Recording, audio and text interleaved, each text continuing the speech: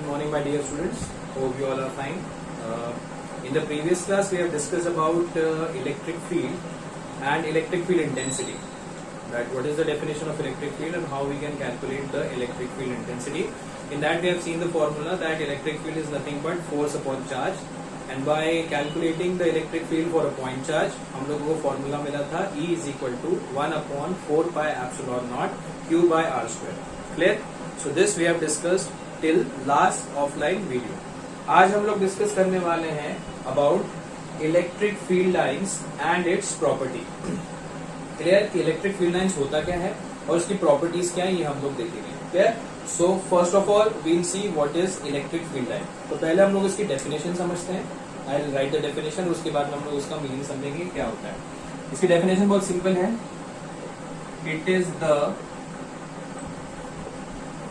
Path followed by a unit positive charge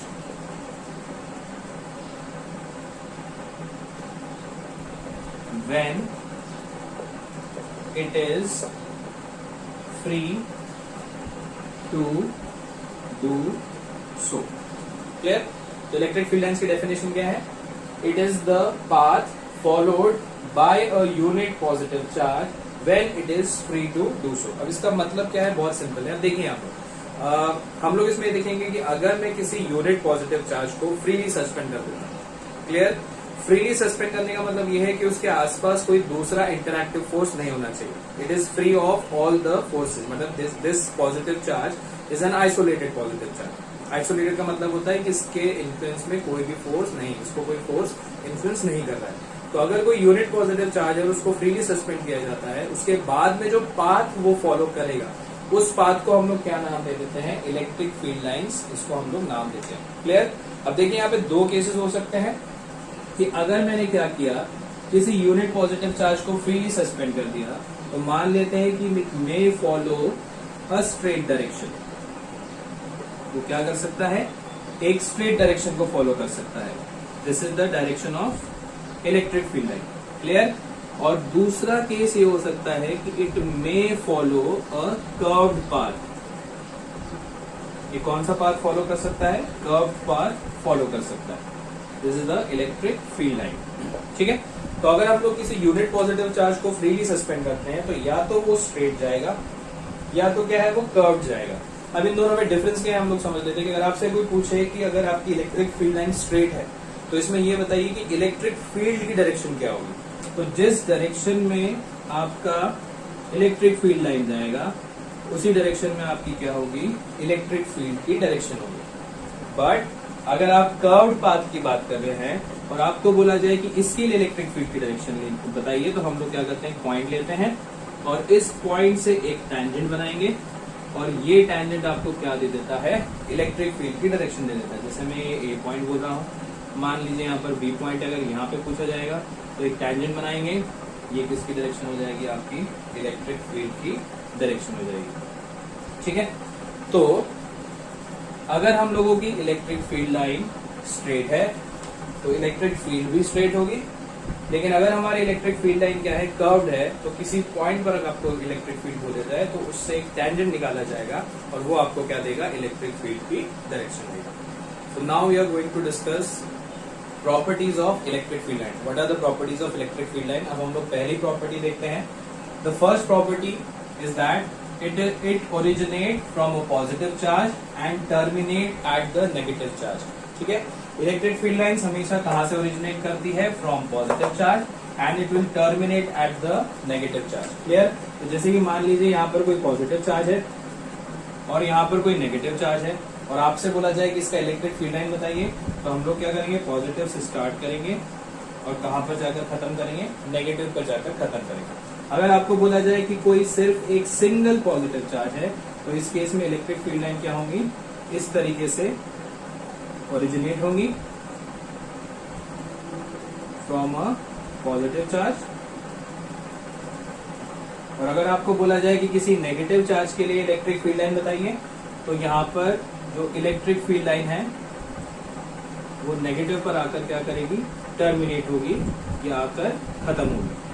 तो इस तरीके से हम लोग बोलते हैं कि जो इलेक्ट्रिक फील्ड लाइन होती है it originate from positive charge and terminate at the negative charge. ये पॉजिटिव और नेगेटिव के लिए अगर एक सिंगल आइसोलेटेड पॉजिटिव है तो इस तरीके से इलेक्ट्रिक फील्ड लाइंस होंगी, और एक सिंगल नेगेटिव अगर आइसोलेटेड नेगेटिव है तो इस तरीके से क्या होगी, आपकी इलेक्ट्रिक फील्ड लाइंस होती है। Clear? So this was all about the first property. Second property भी हम लोग यहीं से देख लेते हैं कि सेकेंड प्रॉपर्टी ये है, second property is that it always originate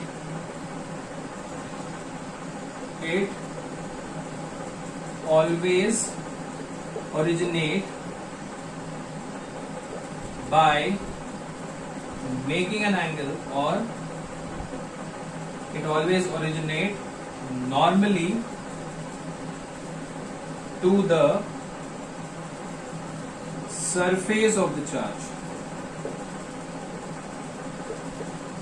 ठीक है, तो सेकेंड प्रॉपर्टी क्या है, it always originate normally to the surface of the charge. अब ये प्रॉपर्टी बहुत सिंपल है, पॉजिटिव से ओरिजिनेट करती है, नेगेटिव पे जाके टर्मिनेट होती है। लेकिन अगर हम लोग सरफेस की बात करें या एक चार्ज की बात करें तो हमेशा ध्यान रखना कि ये नॉर्मली जो है सरफेस को लीव करेंगे, that the electric field lines are normal to the surface of the charge.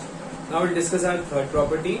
The third property is that no two electric field lines can intersect each other। कोई भी दो इलेक्ट्रिक फील्ड लाइन एक दूसरे को intersect नहीं कर सकती। अब हम लोग इसको समझते हैं एग्जाम्पल के थ्रू। सी है, say for example this is our first electric field line and this is our second electric field line. I will make the diagram once again. Clear? मान लेते हैं कि this is our first electric field line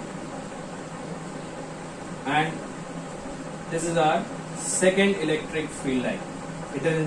it is intersecting at point A। clear? अब अगर मुझे electric field की direction निकालनी है तो मैंने आपको बताया था कि for electric field line 1 we'll draw a tangent and this will give you the direction of electric field 1। similarly for electric field 2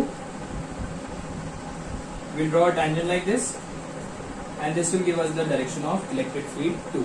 now what is happening, at this particular point A there is existing two different electric fields, electric field 1 and electric field 2। this is practically not possible। at a particular point there can exist only one electric field, there cannot be two different electric fields in a particular point। that is why we say that no two electric field lines can intersect each other। why? because at one particular point there will exist two, there cannot exist, there cannot exist two different electric field। clear? okay, so at one particular point there will exist only one electric field, two different electric field is not possible।